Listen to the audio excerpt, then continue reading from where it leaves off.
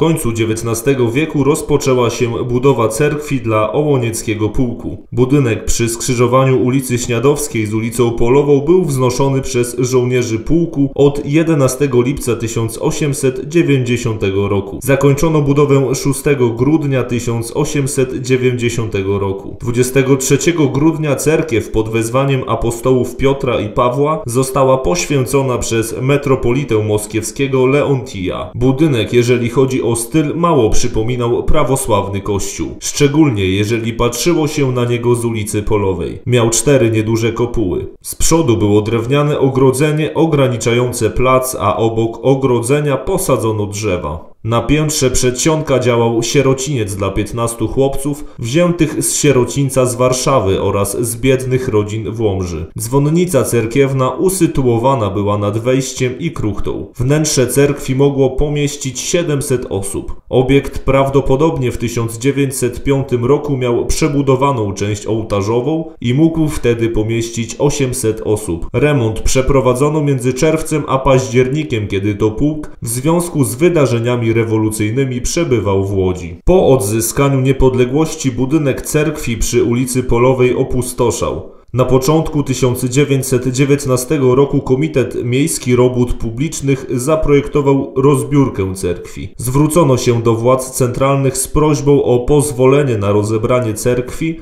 na miejscu której miały stanąć szkoła początkowa, teatr, muzeum i biblioteka. W 1920 roku, w okresie wojny polsko-bolszewickiej, w cerkwi przebywali jeńcy rosyjscy, a budynek w wyniku działań wojennych został częściowo zniszczony. 21 lutego 1927 roku obiekt został ponownie oddany dowództwu garnizonu łomżyńskiego, które już od dłuższego czasu zabiegało o wykorzystanie go dla potrzeb kulturalno-oświatowych żołnierzy. W tym czasie w budynku wykonano prace przekształcające wnętrze cerkwi na salę gimnastyczną. Dom żołnierza w czasie II wojny światowej został, jak oceniono, zniszczony w 70%. W styczniu 1948 roku Miejska Rada Narodowa w Łomży wystąpiła do Ministerstwa Przemysłu i Handlu z wnioskiem o przekazanie zniszczonego budynku na Dom Kultury Ludowej. Resztki głównego budynku rozebrano ostatecznie na początku lat 60. XX wieku.